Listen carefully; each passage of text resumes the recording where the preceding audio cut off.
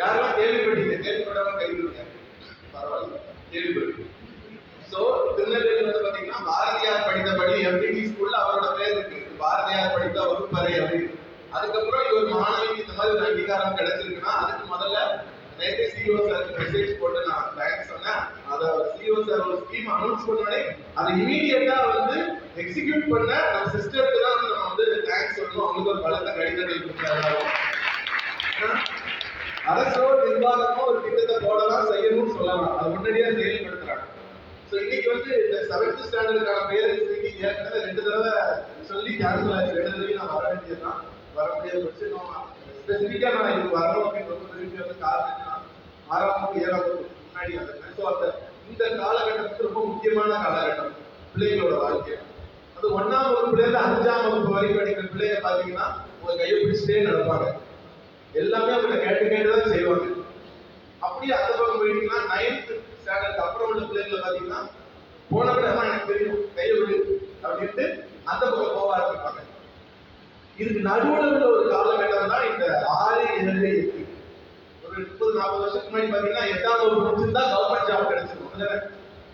அப்போ இன்னும் என்ன சொல்றேன்னா ஒரு ஐக்யூ லெவல் வந்து ஒரு 8 வயசுலேயே பிள்ளைக்கு வளர்ந்து ஒரு 13 வயசுல 11, 12, 13 வந்து 12லேருந்து டீனேஜ் ஆரம்பிக்கிறது ரொம்ப முக்கியமான காலகட்டம். இப்போ உங்க பிள்ளைகளை நீங்க எவ்வளவு தூரம் கவனமா பார்த்துக்கிறீங்களோ, எவ்வளவு தூரம் நீங்க அவங்க கிட்ட ஒரு கேர் எடுத்துக்கிறீங்களோ, இதுதான் இனி வரக்கூடிய அவங்களுடைய படிப்பு, அவங்க ஹையர் ஸ்டடீஸ், அவங்க கல்யாணம், அப்புறம் அவங்களுடைய ஃபியூச்சர் வாழ்க்கை எல்லாத்தையுமே நிர்ணயிக்குது.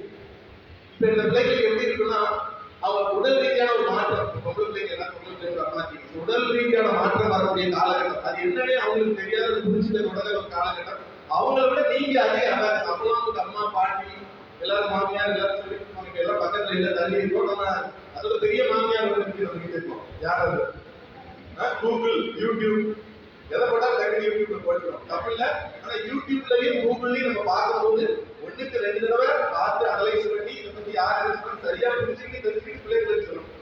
நீங்க தப்பா சொன்னீங்கன்னா பிள்ளைங்களுக்கு சர்ச் பண்ணி பார்ப்பாங்க, நீங்க தப்பா சொல்லி கேட்பாங்க. சோ இந்த காலகட்டத்தில் பிள்ளைகளுக்கு உடல் ரீதியான மாற்றம் வரும், அதை எப்படி ஹேண்டில் பண்ண தெரியாது. அடுத்து மன ரீதியா ஒரு பயம் வரும்.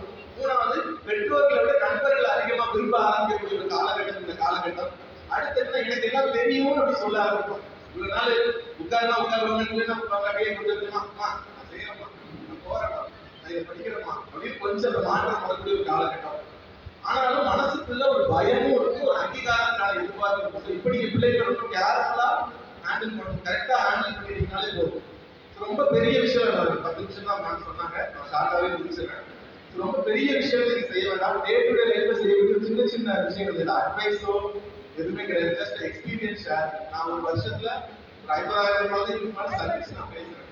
இது வந்து நான் ஏதோ கமர்ஷியலாவோ இதுக்காக கிடையாது. இது சுய விருப்பத்துக்கு பேர்ல என்னுடைய ஓய்வு நேரத்தில் நான் தமிழ்நாட்டுல பல்வேறு பள்ளிக்கூடங்களுக்கு போய் பேசுறேன். காரணம் என்னன்னா இந்த வழிகாட்டுதல் பெற்றோர்களுக்கு நாளைய சமுதாய பிள்ளைகள் மாறும்போது நம்ம எதுக்கிட்டாலும் குறை சொல்லுவோம். ஒரு கவர்மெண்ட் அரசுமான ஒரு பிரச்சனை குறை சொல்றோம், ரோடு ஒரு பிரச்சனை குறை சொல்றோம், நம்ம சுற்றி இருக்க சமூகத்தில் நடக்கக்கூடிய எல்லா விஷயத்தையும் குறை சொல்றோம்.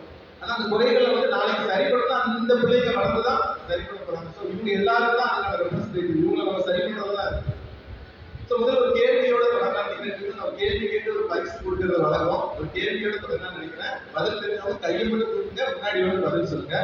கேள்வி என்னன்னா, உங்க பிள்ளைகளுக்கு ஒரு நாள்ல நீங்க கொடுக்கக்கூடிய மிகப்பெரிய பரிசுனா என்ன நினைக்கிறீங்க? பதில் தெரிஞ்சவங்க கையை மட்டும் கொடுத்து சொல்லுங்க. கஷ்டம். அன்பு, அர்ப்பணிப்பு, நல்ல விஷயம். அதை தாண்டி சூழல வந்து ஆண்டோருக்கு முன்னாடி சொல்லுங்க கேட்கலாம். எஜுகேஷன், ஓகே, அது எல்லாமே நல்ல விஷயம். அவர் ஒரு நாள்ல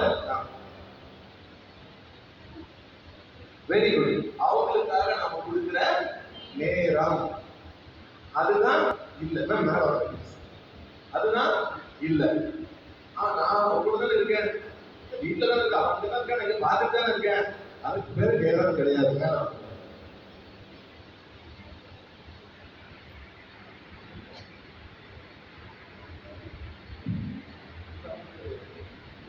சிறிய பரிசு.